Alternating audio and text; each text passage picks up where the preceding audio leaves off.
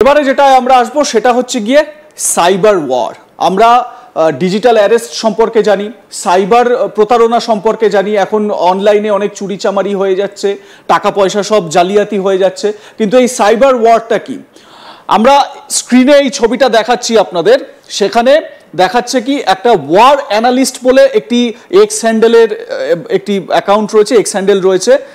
সেই x handle থেকে বেশ কিছু ভিডিও শেয়ার করা হয়, যেগুলো আপনারা দেখতে পাচ্ছেন। এখানে লেখা রয়েছে কি, Indian army soldier Ashok Kumar reveals what mainstream media would not say, the reality of Pahalgam is far from what's being portrayed. এখানে বলা হচ্ছে যে আসল ঘটনা কিন্তু অন্য, এবং এখানে ইন্ডিয়ান আর্মির যে ইন্টেলিজেন্স ল্যাপসেস রয়েছে সেটা বলা হচ্ছে, সেটা বলছেন কে, একজন ইন্ডিয়ান সোলজার যার নাম অশোক কুমার।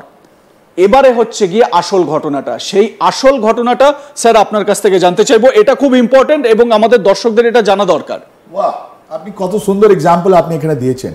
এই যে আপনাদের যে যুদ্ধটা হচ্ছে, যেটা আমরা দেখতে পাচ্ছি না, রাইট, ওর মধ্যে অনেকগুলো কম্পোনেন্ট আছে। এখন সব জিনিসকে এক জায়গায় সম্মিলিত করে রাখা হয়েছে। ওর মধ্যে আছে আপনার সাইবার ওয়ারফেয়ার, ওর মধ্যে ইলেকট্রনিক ওয়ারফেয়ার আছে, ওর মধ্যে সাইকোলজিক্যাল ওয়ারফেয়ার আছে। আর এটা যে কোনো দুনিয়া যে কোনো জায়গা থেকে আপনি এটা করতে পারবেন। তো লেটস সি, আপনি সাইবার যুদ্ধ যেটা আপনি বলছেন, আমাদের ওরা টার্গেট অ্যানালিসিস করে। টার্গেট অ্যানালিসিস কারা ভালনারেবল সোসাইটিতে, আমাদের সমাজের মধ্যে কারা। এই যেটা আপনি দেখাচ্ছেন ইউনিফর্ম, ভারতীয় সেনার ইউনিফর্ম পরে, ইনি তো ভারতীয় নয়, ইনি তো নর্থ ওয়েস্ট ফ্রন্টে পড়বেন। আপনি তো কত সুন্দরভাবে দেখালেন।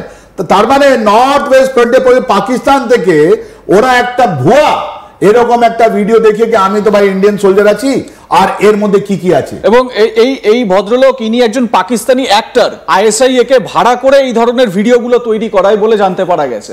এইটা নিয়ে আপনি তো এই মেসেজটা দিতে পারেন কি আমাদেরকে, আমাদের যে সিটিজেন আছি, আমরা যে ভারতীয় আছি, আমাদেরকে এরকম জায়গা থেকে আমাদেরকে সতর্ক থাকতে হবে। দেখুন কত ড্যামেজ করেছে। যদি এটা আপনার যদি দেখা না হতো তাহলে আমরা বুঝতাম, আরে বাবা এটা তো ঠিক আছে। বিকজ এই যে টেলিফোন গুলো আছে, এটা তো আমার আপনার হাতে আছে, আমরা শিক্ষিত। কিন্তু আমাদের 140 কোটি মানুষের মধ্যে অনেক লোক যারা আছেন বেচারা মেহনত করছেন, ওরা রাত্রিবেলা যে দেখছেন এক বলছে কি ভাই এর মধ্যে কোথায় কি আছে। তার মানে একটা রং ইনফরমেশন, একটা প্রপাগান্ডা ওরা দিচ্ছে। এই সাইবার যুদ্ধ এটাই, ওটা দিমাগটাকে খারাপ করে দিচ্ছে আর নিজের দিকে টানছে। এইটাই নিয়ে যদি ধর্ম জিনিস আপনি ওর মধ্যে ঢুকে দেন যে আমার ধর্মটা আমাদের বিপদে আছে, তাহলে তো আপনার আমাদেরও বিপদ আছে। একদমই তাই। তাহলে আমাদেরকে কত সুন্দরভাবে আপনি এটা দেখিয়ে ওয়ান লাইনে আপনি বলে দিলেন সাইবার যুদ্ধটা কি আমাদের মাইন্ড আছে। আপনি দেখুন এর পরের যে প্রেজেন্টেশনটা সেটা একবার দেখানোর চেষ্টা করব। সেখানে কি এই ছবিটা কিন্তু অনেকগুলো কথা বলে দেয়।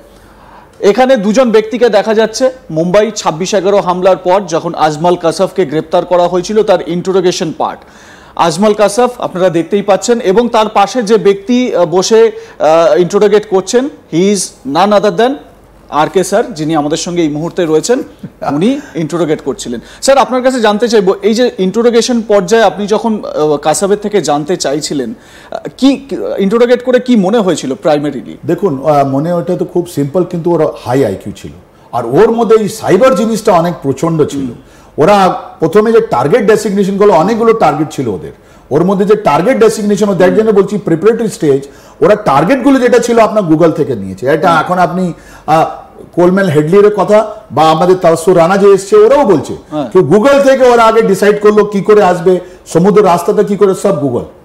তারপর যখন জার্নি করলো জিপিএস রিকভার হয়েছে, স্যাটেলাইট ফোন রিকভার হয়েছে, মাঝে মাঝে ওদেরকে বলা যায় না এইদিকে যাও ওইদিকে যাও, এই কোর্স কারেকশন করো, এখানে নামো, জিপিএস। আবার এটা সাইবার। তারপর তৃতীয় জিনিস, অনেকগুলো কথাগুলো ইন্টারসেপ্ট হলো। আমি তো ওই দিন ওখানেই ছিলাম, রাইট, যখন ওরা নারিমান থেকে, যখন ওরা আর্মি পাকিস্তানের জেনারেল, পাকিস্তানের কর্নেল, ISI মেজরদের সঙ্গে কথা বলছেন ওরা, তখন আমরা বুঝতে পারলাম কি ওটা ইন্টারসেপ্ট করা খুবই মুশকিল। কেন যে ওরা voice over the internet protocol ওরা ইস্তেমাল করছে, আর এইটাই পাকিস্তানের মেন স্তম্ভ আছে। বিকজ ওখানেই আপনার পাকিস্তান আর্মি এন্ড DGISI চলে আসেন। ওদের ট্রেনিং কি করে দেওয়া হবে, ওদের নেভিগেট কি করে করা হবে, ওদেরকে মারা কি করে হবে, ওদের মাইন্ড কন্ডিশনিং কি করে করা হবে। এই পুয়ার আপনি তো নিজেই বললেন, আপনি তো নিশ্চয়ই পড়েছেন, একে বলা হলো কি ইন্ডিয়াতে। আপনি তো কাসাফকে ইন্টারোগেট করেছেন, ওর যে সাইকোলজি, এই যে আমরা সাইকোলজি নিয়ে কিছুক্ষণ আগে আলোচনা করলাম, কিভাবে সেখানে মানে সাইকোলজিতে কিভাবে অ্যান্টি হিন্দু মেন্টালিটিকে ওকে পুশ করা হয়েছিল, মগজাস্ত্র দেওয়া হয়েছিল, মগজ ধোলাই দেওয়া হয়েছিল, সেটা সম্পর্কে একটু ব্রিফ দেবেন কি? নিশ্চয়ই অল্প সময়, বিকজ এটা তো আলাদা জিনিস আমরা দেখছি না, এটাই যুদ্ধ পার্ট ছিল। ও তো যে গিয়েছিল আপনার ডাকাত হতে চাইছিল, তো অস্ত্র শস্ত্র এ নিয়ে তারপর ডাকাত হতে চাইছিল, খুব গরিব ছেলে ছিল এটা, রাইট? ওখানে যখন ও গেছে 2 ফেজে, ওকে 3 ফেজের ওর ট্রেনিং করা হচ্ছে বলছে। ওটা প্রথম ফেজে যখন ওকে রিলিজিয়াস কথা বলা হলো, হোলি বুক পড়ানো হলো, মনে করানো হলো, তখন ও এক্সেল করলো। তখন বললো আমার মনে হয় কি আমি লাইফে কিছু করতে পারবো। তখন নতুন কাপড় জিনিস সোসাইটিতে অনেক ওকে তারপর দৌড়ে খাস, তার মানে ওকে ট্রেনিং দেওয়া হলো আস্তে আস্তে, তারপরে আরো ওকে দেওয়া হলো। ছেলেটার এই যে আজমল কাসাব ছিল, he was misguided by the Lashkar-e Taiba, he was guided by Lakhvi. They are the dangerous people. ওরাই এই বীজটা ছড়াচ্ছে বিকজ ওদেরকে পয়সা চাই। পাকিস্তানে কোনো মানুষ এরকম নয়, ওদেরকে মিসগাইড করে বলা হচ্ছে কি ভারতের একটা ধর্ম আছে আমাদের, ওই ধর্ম জন্য ওদের কাছে বিপদ আছে, ইসলাম। হ্যাঁ, আর ওই জিনিসটা নিয়েই চলে এসেছিল, রাইট? তো এটা তো আলাদা ব্যাপার আছে, কোনোদিন আবার আমরা কথা বলবো। আমরা পরের স্লাইডে যাব, এর পরের স্লাইডে যাচ্ছি। এই যে সাইবার যুদ্ধ বলা হচ্ছে, স্যার এইগুলো ঠিক কি একটু বলতে পারবেন? মানে এই CMPTR এটা কি computer network defence and computer network deterrence or attack, এটা দুটো জিনিস। আগে ছিল আমাদের, আপনার দেখুন, আপনি একটা আপনার কম্পিউটারে অনেকগুলো পয়সা টয়সা চলে যাচ্ছে, রাইট? তো আপনাদের কাছে অনেকগুলো অ্যাডভাইজারি আসছে, ওইটাই ডিফেন্স। কি ভাই এইটা যেরকম আপনি দেখালেন গুজব, এই যে প্রথমটা যে নর্থ ওয়েস্ট ফ্রন্টিয়ার প্রভিন্স থেকে ভারতীয় সৈনিক যে ওরা কথা বলছে, বা আমরা যখন কাসাবের কথা বলছি তখন বলা হচ্ছে কি তুমি এসব জিনিসে পড়বে না, ওটা ডিফেন্স। নিজের সিস্টেমটাকে স্ট্রং করো, নিজেকে করো কি কোনো রং নাম্বার কোনো জিনিসকে তুমি কোথায় অ্যাটাক করবে, আর অ্যাটাক আছে ওদের সিস্টেমটাকে ডিস্ট্রয় করা, এটাও সম্ভব। আপনি দেখবেন হিজবুল্লাহ যে চিফ মারা গেল, ও তো আগে মোবাইল ফোন ইস্তেমাল করতো না, বিকজ ওরা বলেছিল পেগাসাস আছে, ওরা একদম পেজার ইস্তেমাল করতো। ওই পেজারে বোমা দিয়ে 3 বছর ধরে ওরা 4 বছর ধরে ওরা প্রোগ্রাম করলো, এক ফর্ম দিয়ে ওরা পাঠালো, আর তারপর 3,500 হিজবুল্লাহ শেষ। তো ওইটাই অ্যাটাক।